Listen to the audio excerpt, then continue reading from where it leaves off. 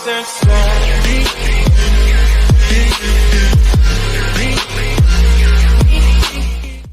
is up, guys? Welcome back to the channel.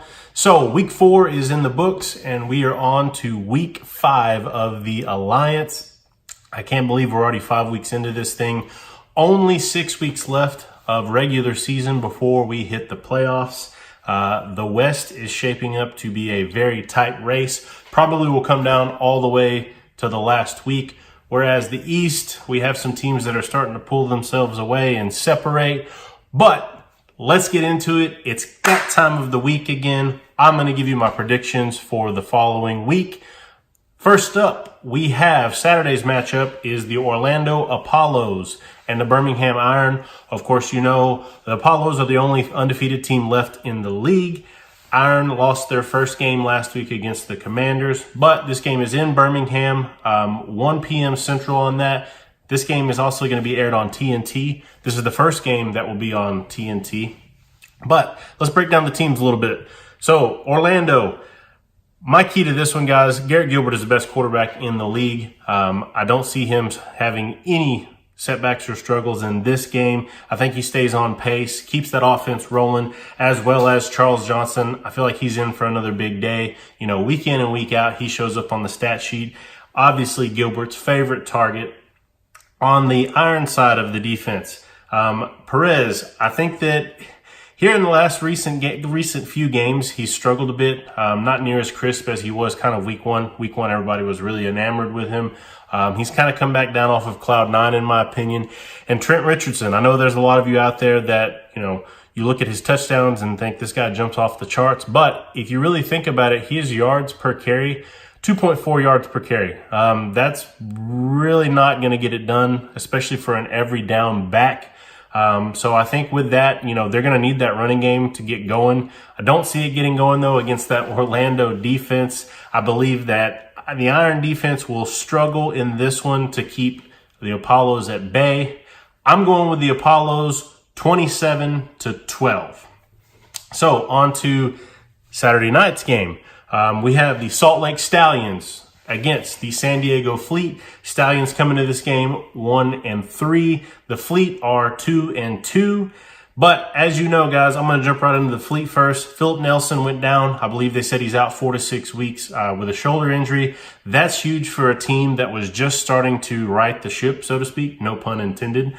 But they were starting to get things going under that Mike Martz offense. Now they're going to have to fall back onto Bercovici. And again, I don't think Bercovici grasped that Mike Martz offense. That's going to put the load even more on Jaquan Gardner. The dude is a stud, but like I said, it's going to really come down to how well they can run the football.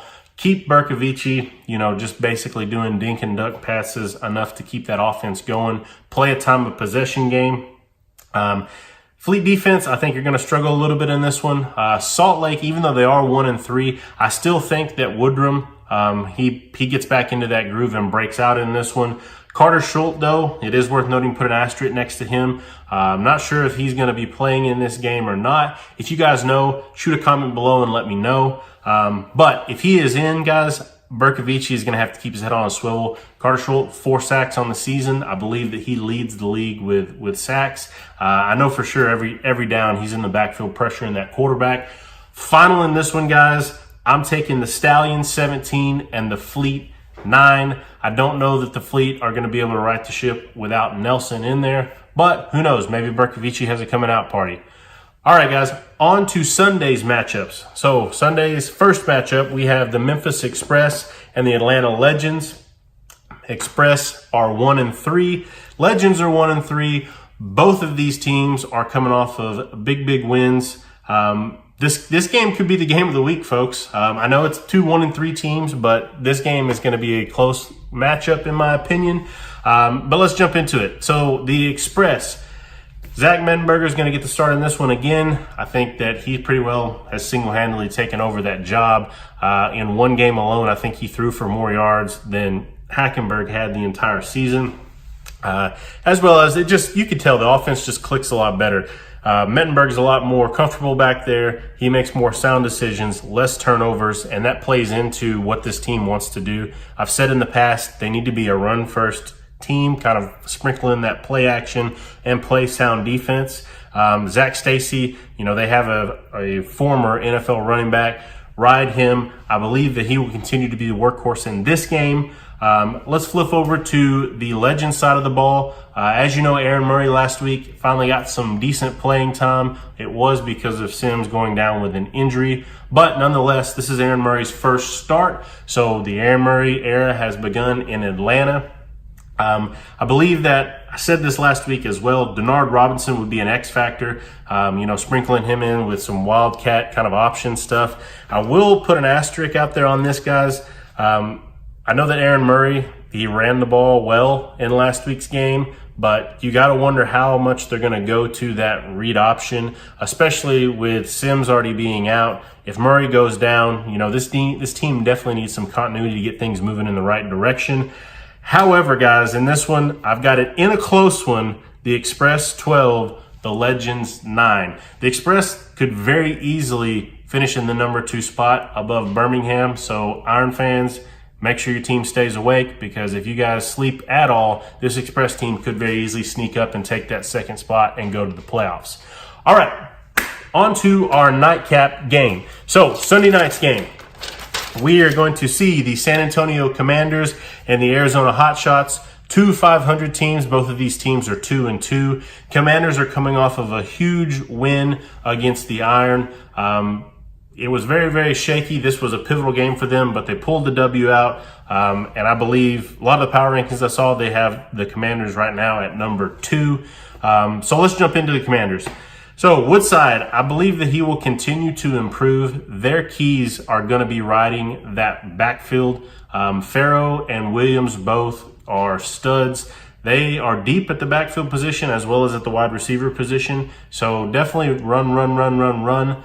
Farrow set the record last week with most rushing yards in a single game. I think that that's still going to continue to be the strategy. Run the ball, play action, convert those 3rd downs. This team does lead the league in 3rd down conversions. That's going to be key in this one. Let's flip over to Arizona. Wolford, since week 1, well, really since his back injury, Wolford has not looked the same, in my opinion. I don't know if that's still ailing him or if he just has something up top that, just doesn't feel right. He hasn't looked like the same crisp guy that we saw in week 1. I feel that he's going to continue to struggle. I think this Commander defense is able to get after him. Ross will have a big, I think that he will be the key to the success of the Hotshots offense. If they're able to find him and kind of knock on the door of that Commander's secondary, which we've seen in past weeks can be suspect if the rush doesn't get there, I think that that's going to be their key to success in this one. However, I believe that Commanders are going to do enough in this one. They're riding that hot hand off of the win, and this, if they win this game, this puts them in first in the West. I think that they'll use that to their advantage. I've got the Commanders 20, the Hotshots 14. As you know, guys, my picks last week, I didn't do so hot. I went 1 for 3, so got beat up a little bit. Hoping to look a lot better this week.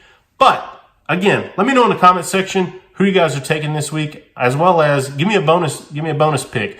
Who do you see heading in, making it to the playoffs? Right now, I want to know who's going to make it to the playoffs.